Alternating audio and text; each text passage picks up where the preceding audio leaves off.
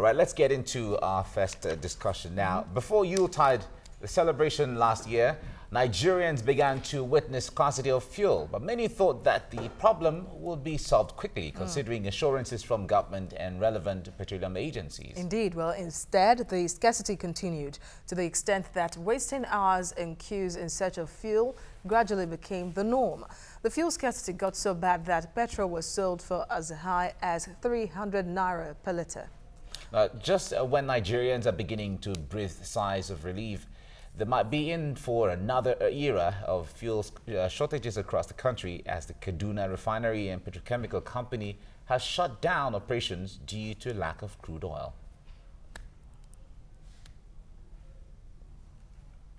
Ayodele Adio is still here with us in the studio, and of course with him to discuss this is Nelson Ekujimi. He's the Executive Director of Committee for the Protection of People's Mandates. Good morning to you, and thank you for joining us. Good morning. Welcome. Thank you for staying on. Now, with the news from the Kaduna refinery really that it has shut down, let me start with you, Nelson. Should it even be news, really? Because when it was functioning, was it even functioning optimally in the first place? Well, thank you very much. I think it should be news because it's a national asset. So we deserve the right to know the state of the organization. But be that as it may, I don't think it has anything to do with the present fuel situation.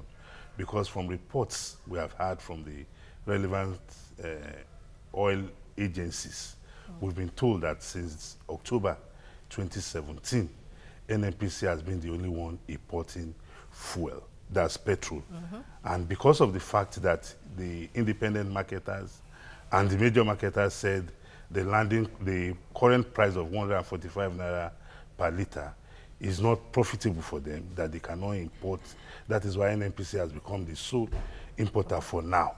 So the breakdown or the shutdown of the Kaduna petrochemical due to lack of crude oil, it's, it's surprising to us. So we need to know the quantity of refined petroleum products that enterprise is supplying to the Nigerian market, or even maybe outside the country. All right. Now, Ayodele, he talked about the fact that since October last year, but one way or the other, Nigerians started feeling the impact of scarcity of fuel from towards the end of November and then December and all of that. And Nigerians are saying even NNPC that has the sole responsibility of importing fuel, it can still contract this thing when it comes to supply, just supply. Is it rocket science really to supply fuel to this country, even if you are the only one to do that? I think so. I think it's becoming esoteric. I mean, we just don't have answers to these questions any longer. I think the handling of the entire petroleum industry seems to be under some smoke screen that you and I can't seem to see clearly what's really going on there. If you remember the president's New Year's speech this year, when he talked about the fact that they were going to clamp down hard on people who were hoarding, petroleum products, who were, doing all sorts of shady deals and all that. Yeah. 4 or 5 days later, the Minister for State for Petroleum, Gabriel Kachuku, was on TV, and he said categorically that they have not found any evidence, that people were gaming the system. So I mean, it's a little bit confusing. The president comes in one day and says there are people gaming the system, that's why you want to clamp down hard on them. But then the Minister for State of Oil comes and says nobody's gaming. They've not seen evidence that people are gaming the system. So I mean, we can't continue going round in circles. The Kabiru Marafa's committee started a couple of days ago. We invited the NNPC, and there were some startling revelations that brings us. We need to have a conversation in this country. First of all, the NNPC says they're being owed 170 billion on subsidy claims from the federal government. But what was more startling for me was that between 2006 and 2015, they had spent 5.1 trillion on subsidy claims. Now, can you imagine such boast in infrastructural development if we had invested 5.1 trillion on our roads, on our airports, on our healthcare system, and what have you. So, I mean, an amount if spent on the refineries. If you even add that, it's unbelievable. So, to your initial question, whether it's rocket science to provide petrol to the common man, yes, it seems like it's rocket science in Nigeria, because we even have a fair deal in Lagos. 'Cause all through last week, I traveled through Akure, was in Abuja and in Kano. In Kano, I bought fuel at 250 per liter. Black market is the order of the day. Nobody buys from filling stations everywhere. Everybody carrying gallons everywhere. In Abuja, the queues were relentless. It was so long that I mean, you would take a whole day to get fuel at pump. So it's a very serious issue. It's a national embarrassment for me. It has defiled every order, whether 14-day ultimatum or 7-day ultimatum. It's defiled every order, and it's a shame. Okay, yeah, Nelson, really, it's becoming glaring, really, that there is more to it than meets the eye, because it's becoming one of the longest period of scarcity Nigeria has ever experienced. And then you wonder why that is. We've heard of so many reasons from NNPC. And one that caught my eye, apart from the many reasons given, is that there are cross-border smuggling of petrol now out of the country, because they marketers are getting more money outside than selling the products within. Well, it tells you clearly the level of indiscipline that pervades that industry. In the last couple of months, I've been involved in monitoring the distribution of petrol across, Lagos State, most especially where I'm domiciled. And I find it very nauseating that the independent marketers, we have all come to the realization that since October 2017, that the sole importer of petrol for distribution has been the NNPC, unlike what obtained in the past. But except for the major marketers, hardly can you drive into any independent marketer fuel station and buy petrol at 245 naira per liter. A couple of weeks ago, we had this information that they were selling fuel at about 170, 190 around the Lagos-Badagry Expressway, right from Okokomaiko. And I took a drive from Okokomaiko down to Badagry roundabout. And lo and behold, except for the major marketers on that road, and when I'm talking of major marketers, I hope we all understand who the major marketers are and who the independent marketers are. All the independent marketers along that road were selling fuel at 170 naira per liter. And these are the same people that got this fuel that the major marketers are selling at 145 per liter at the pumps at the rate of 133 naira, 28 kobo from the depot. So you want to ask, what gives them the audacity to defy official price rates? And also you want to ask the supervising agency, what are they doing about this? Because it has become the norm that all over the country people are complaining. But we are told that the landing cost is 171 naira, really. So why would the depot sell for that amount? No, they said they can. In 2016, the government made it very clear that she was no longer going to pay subsidy. So there was this deregulated regulation that anybody go and bring fuel, this is the maximum you can sell, which was 145 naira. But because of the upward swing in the price of crude oil, a lot of the marketers now said, look, we cannot continue to import and sell at 145. So as we are speaking now, except the marketers can convince us that they are bringing their own fuel, which they are selling at 170, from a source other than the NNPC. And even as at that, the law that operates in Nigeria today states that petrol should be sold at 145 naira per liter.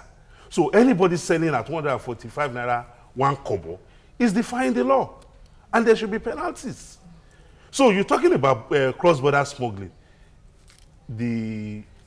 I'm sure you know, to smuggle fuel across the border, you can't transform into a ghost.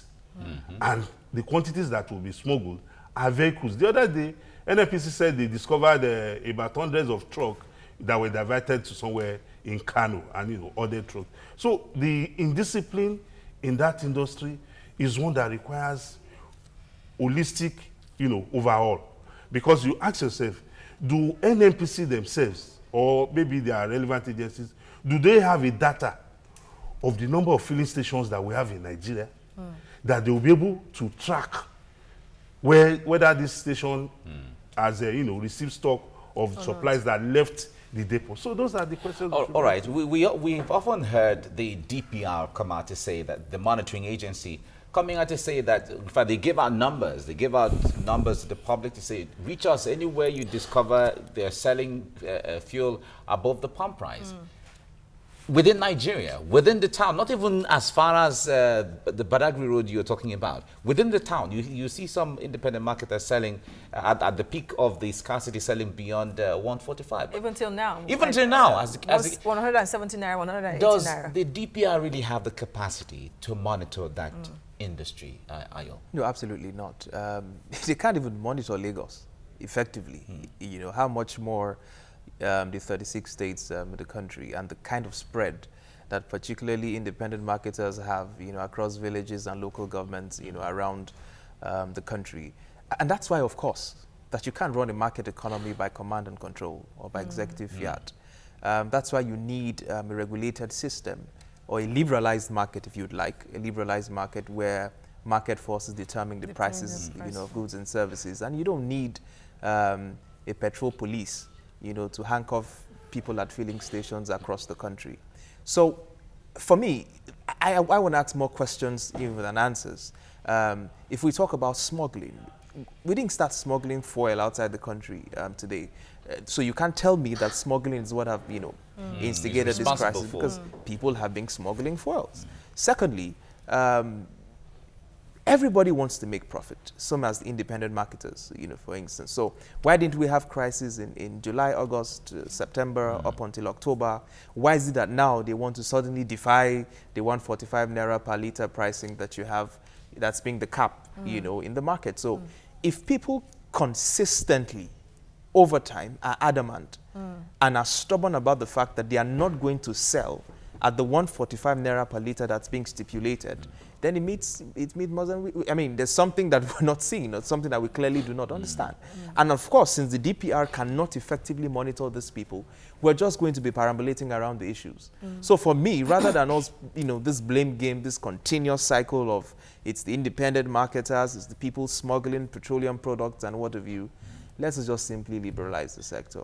Let's liberalize the sector. So hopefully, when our prayers answer, the collective prayer of the country, which is the Dangote refinery that we seem to be fasting and praying for, and the refinery will soon, you know, so yeah, exactly. When that happens, maybe we'd have some sort of succor. But before our prayer, our national prayer is answered, I don't know, some sort of liberalization of the sector will make and which will take some very long time to Nelson, quickly now, from what you just said, would you support the unbundling of the NNPC? We had something was supposed to be done, an agreement sort of. No, he is not speaking about unbundling. No, I'm just talking about another solution, really, because even the Senate moved towards that motion in the past, but we're not hearing anything concrete about it anymore.